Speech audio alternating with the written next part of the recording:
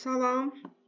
Bugünkü mövzumuz olacaqdır 8.4, 8-ci sinif 2-ci hissədən. Öyrəndiklərinizi tətbiq edin. Deyilir burada, atmosferdə karbon qazını mavi xətlə veriblər. Bax, bu gördüyünüz kimi. Səviyyəsinin yüksəlməsi ilə orta temperaturu isə qırmızı rəngdə veriblər. Atmosferin artmasının əlaqəsini göstərən qrafikə diqqətlə baxın. Bax, fikir verin, karbon qazının qatlığı artdıqca orta illik temperatur gördüyünüz kimi artmış olur. İndi deyir ki, müzakirə edin. Bu iki göstərici bir-biri ilə necə əlaqədədir? Gördüyünüz kimi karbon qazının konsentrasiyasının artması illik temperaturun yüksəlməsinə səbəb olur və bu da onu göstərir ki, karbon qazının konsentrasiyası ilə orta illik temperatur göstəricisi arasında düz mütənasib asıllıq vardır. Yəni, karbon qazının artması temperaturun da yüksəlməsinə səbəb olur. Sonra soruşulur, bu qanuna uyğunluq nə ilə bağlıdır? Hansı nəticəyə gətirib çıxarır?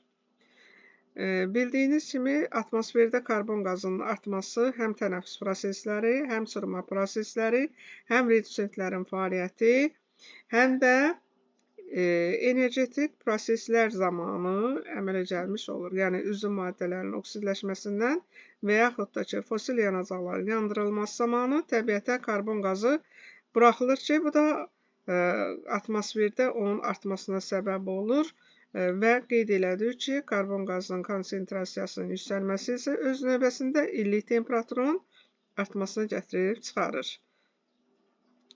Sonra soruşulur, prosesi dəyişmək mümkündürmü? Necə? Yəni, karbon qazının miqdarının azalması, konsentrasiyasının azalmasını həyata keçirmək mümkündür. Bu, bildiyiniz kimi, yaşıllıqların artırılması ilə əlaqədar olaraq bunu həyata keçirmək mümkündür. Yaşıllıqları qorumaq, artırmaq və bunun sayəsində karbon qazının bitkilər tərəfindən mənimsənməsi həyata keçirir, üzüm maddələrinin əmələ gəlməsi artır və karbon qazının azalması isə öz növbəsində orta illik temperatur göstəricisində aşağı düşməsinə səbəb olur. Bax, gördüyünüz kimi 1900 ilə 1920-ci illər arasında karbon qazı konsentrasiyası aşağı olduğundan, bax, burada da gördüyünüz kimi orta illik temperatur aşağı olubdur və yaxud da ki, 1960 və 80-ci illərdə də yenə karbon qazının deməli, konsentrasiyasının nisbətən aşağı olması o ilə əlaqədar olaraq illik temperaturun da aşağı olmasını qeyd eləmək mümkündür. Sonra, öyrəndiklərinizi yoxlayın. Baxırıq, burada birincidə nə verilibdir?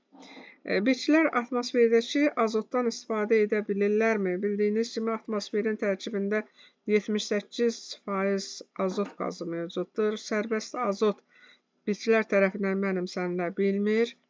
Onlar yalnız nitratlar şəklində mənimsənilə bilir. Suda həll olsun o və yaxud da ki, bildiyiniz kimi, paxlalı bitkilərin köklərində yumrucuq bakteriyaları onlarla birgə simbiyoz həyat fəaliyyəti keçirirlər ki, onun da sayəsində onlar azotlu birləşmələrlə təmin oluna bilirlər. Belə nəticəyə gəlirik ki, bitkilər atmosferdəki azotdan istifadə edə bilmirlər. Bu, yalnız canlı orqanizmlərin hesabına, yəni yumrucuq bakteriyaları və nitrifikasiya bakteriyaları tərəfindən həyata keçirilmiş olur. Şimdi, nə üçün karbon ən vacib biogen element hesab olunur? Yəni, biogen, yəni canlıda olan karbon kimyəvi element kimi üstünlük təşkil edir. Bildiyiniz kimi, oksigendir, karbondur, hidrogendir, azotdur. Canlı orqanizmlərdə üstünlük təşkil edən kimyəvi elementlərdir. Karbon deyir, niyə görə ən vacib biogen elementdir? Çünki bildiyiniz kimi, karbohidratlardır, yağlardır, lipidlərdir. Yəni, yağ, lipid, zülallar, bunların tərkibində karbon kimyəvi elementi üstünlük təşkil edir və onu da biz qida kimi qəbul eləyəndə bizim orqanizmimizə daxil olur və çox vacib bioloji funksiyaları yerinə yetirir. Ona görə də vacib element hesab olunur. Üçüncü, atmosferdən karbon canlı orqanizmlərə qədər necə çatır? Qeyd elədik, tənəffüs prosesləri, energetik proseslər, fosil yanacaqlardan istifadə, bunlar hamısı karbon qazının atmosferə verilməsini həyata keçirən proseslər hesab olunur.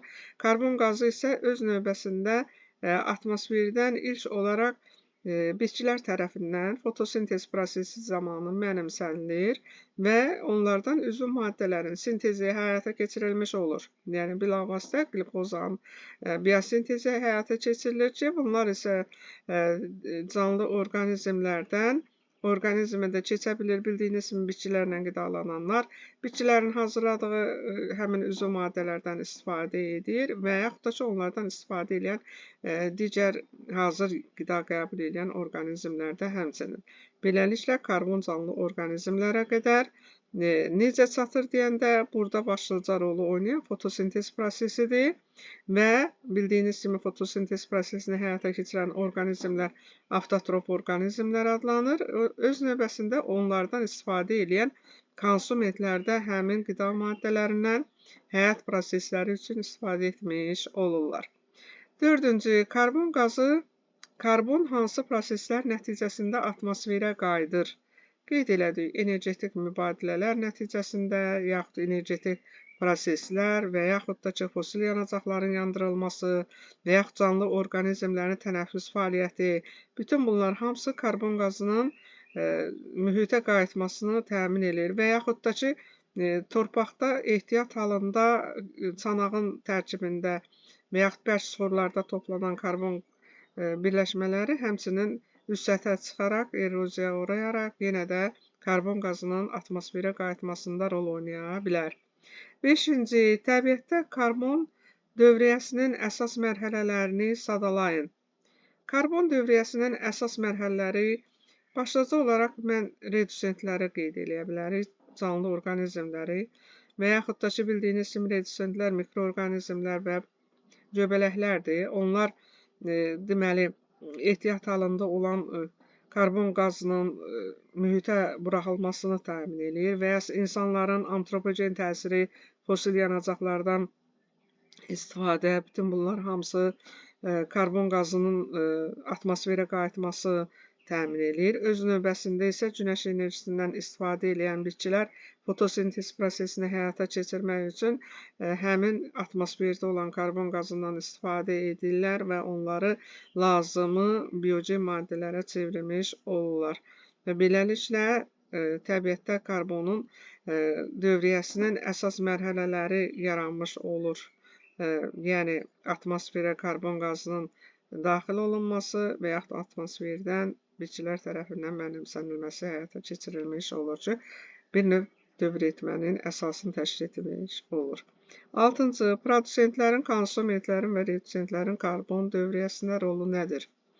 Qeyd elədik, produsentlər qeyri-üzvü maddədən üzvü maddələri sintez edən bitkilər hesab olunur, hansı ki, onlarda yaşıl rəngdə xlorofil pigmenti və yaxud xloroplastlar mövcuddur ki, onlar günəş enerjisindən istifadə etməklə qeyri-üzvü maddələrdən üzvü maddəni hazırlamış olur və onlardan istifadə edən orqanizmlər konsumentlər, yəni hazır üzvü maddələrdən istifadə eləməklə qidalanan orqanizmlər hesab olunur ki, onlar produsentlərin hazırladığı qida maddələrindən istifadə edirlər. Yəni, ot yeyən heyvanlar birinci dərəcəli konsumentlər, ət yeyən heyvanlar isə ikinci dərəcəli konsumentlər hesab oluna bilər və s. Redusentlərə gəlincə, bildiyiniz kimi redusentlərin əsasını mikroorqanizmlər, bakteriyalar, yəni çürümə bakteriyaları və göbələklər təşkil edir və canlı orqanizmlər müəyyən müddət yaşadıqdan və yaxud ömürləri başa çatandan sonra onlar ki, məhv olurlar, onların qalıqlarında da üzvü maddələr olmuş olur ki, həmin üzvü maddələri redusentlər yenidən parçalayır karbon qazına və minerallara qədər. Minerallar yenidən dövrüyə qayıdır mineral maddələr. Karbon qazı isə havaya qalxaraq havada yenidən karbon dövriyyəsinə daxil olmuş olur. Bu qədər. Sağ olun.